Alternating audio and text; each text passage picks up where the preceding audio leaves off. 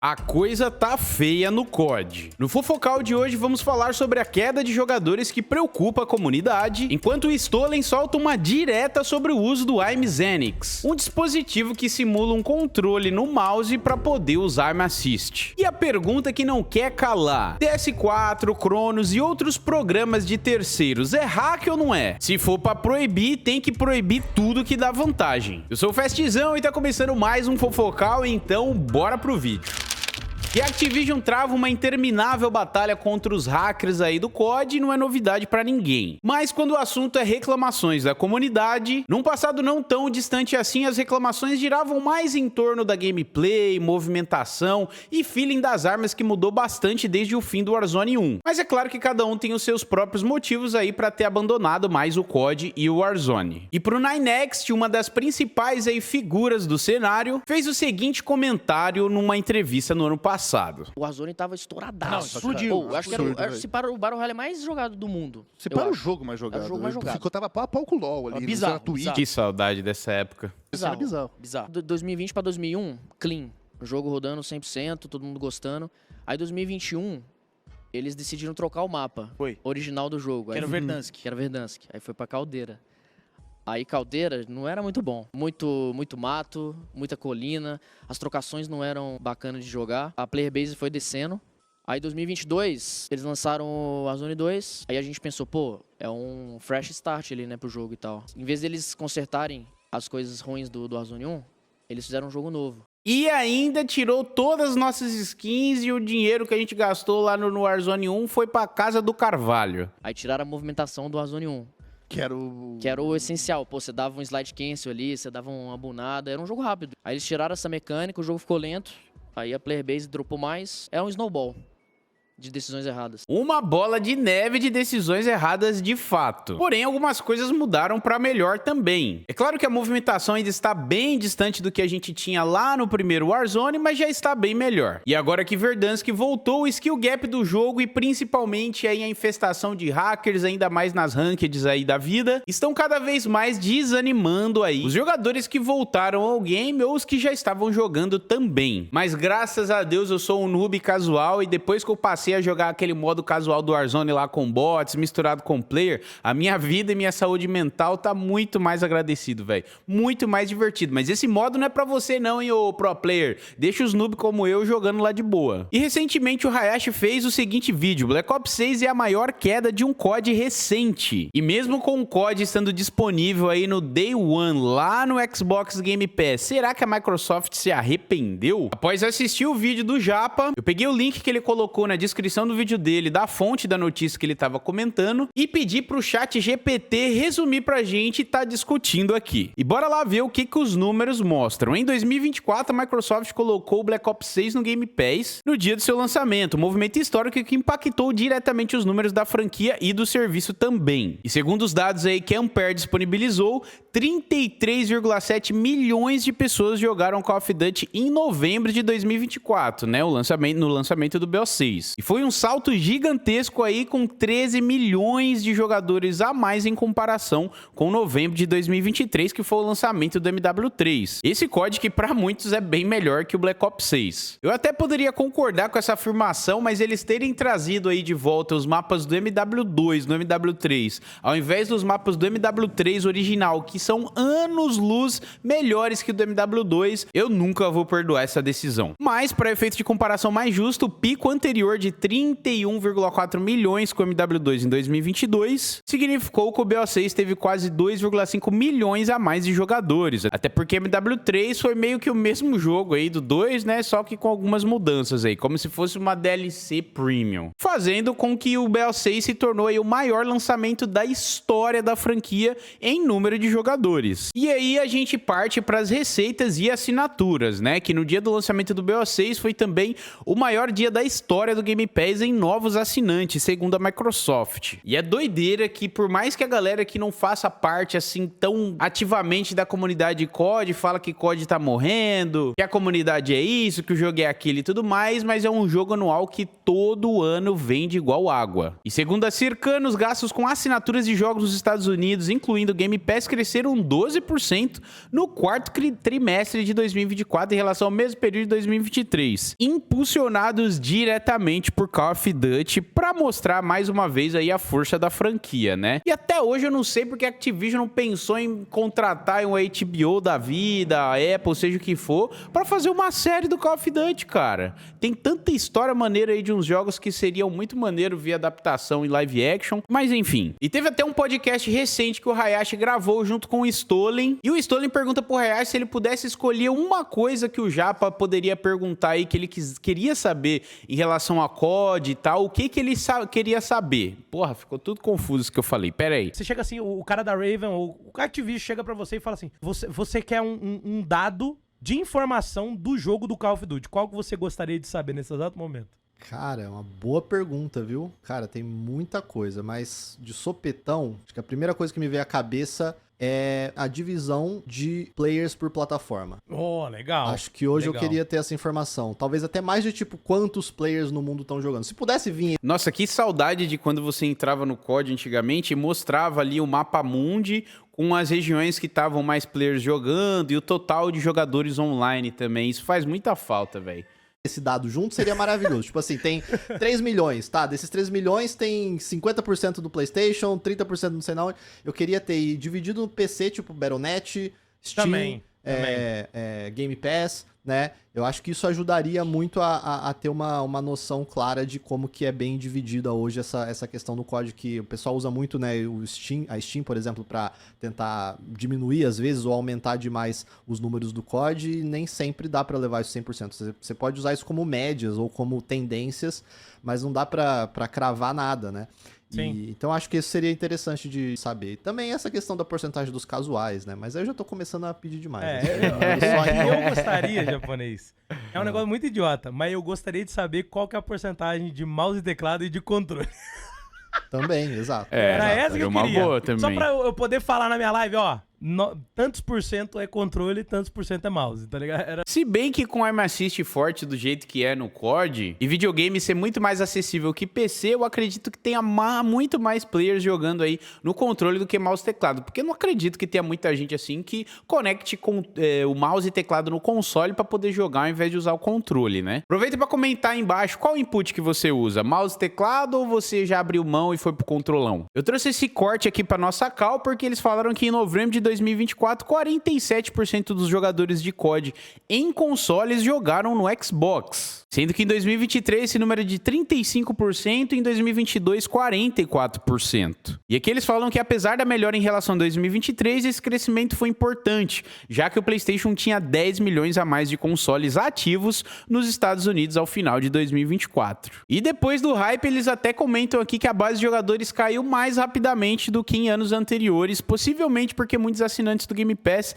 testaram e abandonaram o jogo. E por que será que a galera abandonou o jogo? Será que é por causa do skill-based matchmaking, que é a movimentação muito exagerada e muito rápida? Bom, resumindo, é inegável que colocar Call of Duty aí no Day One no Game Pass foi um sucesso de audiência e assinaturas. Especialmente no mercado americano, onde, né, o poder aquisitivo é muito maior do que pra nós aqui, meros mortais da terra tupiniquim. Porém, a Activision não conseguiu manter aí o engajamento dos jogadores ao longo do tempo. Já o Xbox aproveitou bem aí a entrada do jogo pro serviço, para além de manter o crescimento do Game Pass e reforçar ainda mais o seu ecossistema com lançamentos de jogos aí de peso. Tá, Fesh, mas eu não tô nem aí pros números, eu quero saber a questão dos hackers. Caramba, eu tô gravando esse vídeo no final da tarde aqui e minha janela da Nuketown tá quebrada, tá ligado? Porque é um spam de granada nesse mapa que, pelo amor dos meus filhinhos. Pelos feedbacks que eu tô vendo aí nas lives de grandes streamers e pelo Twitter da vida também, tá cada vez mais difícil e insuportável jogar Ranked, já que a maioria dos top 250 é tudo hacker. E recentemente a Activision se pronunciou sobre um outro assunto que é bem polêmico na comunidade: o uso de Chrono Zen. Mas antes de falar isso, eu vou aproveitar para beber uma aguinha para me hidratar aqui e pedir para você deixar o seu like caso você não tenha deixado ou tenha esquecido, e se você for novo por aqui, se inscrever no canal. E eu dar um golinho na minha água é um tempo suficiente para você fazer isso, é bem rápido, tá?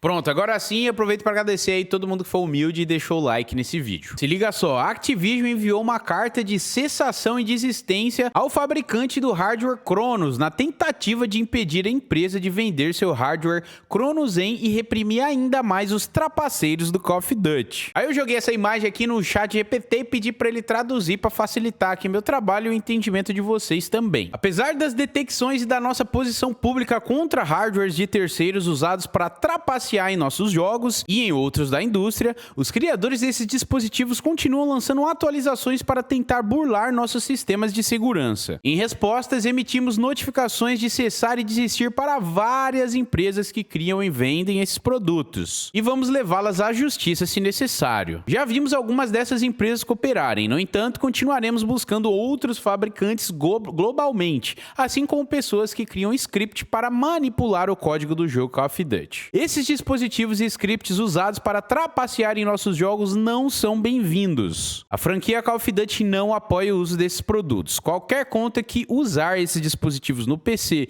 ou console com o objetivo de trapaça será permanentemente banida. Em episódios passados aí do Fofocal, eu já comentei aqui com vocês sobre aquele permaban que o Tony Boy recebeu na conta dele, que até hoje é um mistério aí, ninguém fala sobre o assunto e ele também nunca se pronunciou aí. Será que ele estava usando algumas paradinhas ou só foi injustiça mesmo? Se nem o próprio jogo consegue identificar, quem dirá eu, mero mortal? Antes que vocês fiquem aí me cobrando, que eu não dou opinião, que eu fico em cima do muro. Calma, jovem padawan, eu não sabia que a minha opinião assim era tão importante pra vocês, tá bom? Então nos Fofocaus, daqui pra frente eu vou dar assim a minha opinião pra vocês pararem de me xingar, hein? E nesse mesmo tweet o Stolen aproveitou pra comentar sobre outro dispositivo aí que divide a comunidade, o IMZenix, ou IMZenix, sei lá como é que se pronuncia. E ele falou, eles também tem que mandar um aviso sobre o IMZenix, o dispositivo que transforma mouse e teclado em controle para permitir que esses idiotas joguem com Aim Assist no mouse e teclado. E é aí que entra a discussão. Ah, mas se você pode usar no controle, por que eu não posso usar no mouse e teclado? Eu sou obrigado a migrar para o controle se eu quiser usar o Aim Assist? Isso é uma parada complicada, galera, porque isso é contra aí as regras do jogo, certo? Porém, é claro a desvantagem que mouse e teclado tem aí em comparação ao controle, velho. Tanto que no campeonato mundial que rola aí na Copa de Esportes da Arábia Saudita e tal, sei lá, se 2 ou 3 jogadores entre 100 estivessem jogando mouse e teclado ali, é muita coisa, velho, é muita coisa. Todo mundo usa controlão e os pro players falam abertamente que sim, tem muita vantagem. Mas a gente tem que entender também que a parada não mira sozinha, tá? No caso, o Aim Assist, não é só dar um controlão na mão de alguém que nunca jogou FPS na vida que a pessoa já vai sair matando todo mundo jogando bem pra caramba. O Aim Assist na minha mão não faz tanta coisa assim não, mas põe uma Assist na mão do Vieira, do Nano, desses caras que joga aí profissionalmente, joga pra caramba. Aí é outra coisa, pô, não dá pra comparar com a gente que é jogador casual. E aí a gente entra na discussão, e aí, o que é hack e o que não é? Aí eu aproveitei aqui a tradução do chat GPT pra perguntar pra ele de fato, já que eu não tenho propriedade nenhuma pra falar dessas paradas. Chrono Zen é considerado hack? Explique. Sim, o Chrono Zen é considerado uma forma de trapaça, barra hack em jogos aí como Call of Duty, especialmente pela própria Activision. Pra quem não sabe, ele explica aqui o que é Chrono Zen, né? Que é um dispositivo de hardware que se conecta entre o controle e o console, ou PC, e permite aí o uso de scripts personalizados que podem remover o recuo das armas, atirar mais rápido, fazer Aim Assist ficar ainda mais forte, usar macro, simular inputs de mouse e teclado com assistência de mira. E os riscos de usar a Chrono Zen aí é o banimento permanente da conta, bloqueio do dispositivo nos servidores e o prejuízo de reputação aí, especialmente para quem joga competitivo ou cria conteúdo. Aí eu aproveitei para perguntar, mas e o DS4, esse Arts War e o Reshade aí que muita gente usa também? Será que é hack ou não é? DS4 Windows é um software que permite usar controles de PS4 e PS5 no PC, e ele emula um controle de Xbox 360. É considerado hack? Não. Ele é uma ferramenta de compatibilidade. qualidade. Porém, ele alerta aqui, ó, se o DS4 Windows estiver combinado com scripts de mod, como o do Cronos ou Auto Hotkey, aí sim pode ser considerado trapaça. Já o famoso Reshade aí, que é uma ferramenta de pós-processamento gráfico, ele altera filtro, nitidez, brilho, etc, tudo para melhorar a aparência visual do jogo. E é considerado hack? Depende, segundo o ChatGPT. Em jogos single player é tranquilo.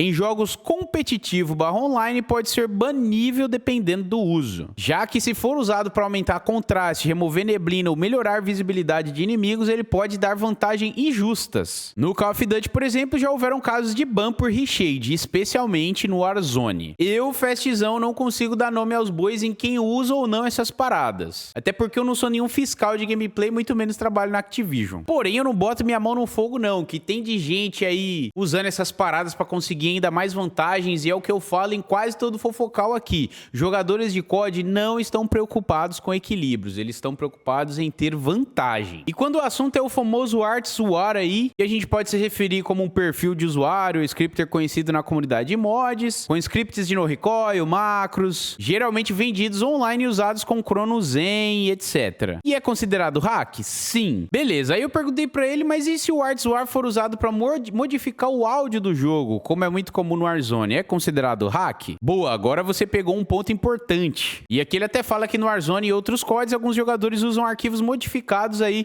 pra aumentar o volume dos passos, que a gente sabe que, mano, desde o Warzone 1, o áudio desse jogo é horrível. Reduzir som desnecessário, trocar efeito sonoro pra versão mais limpa. E aí, isso é considerado hack ou não é? Antes da gente ver o que ele respondeu, eu vou te dar 2 segundos pra você scrollar aí e comentar rapidinho o que você acha. É hack ou não é?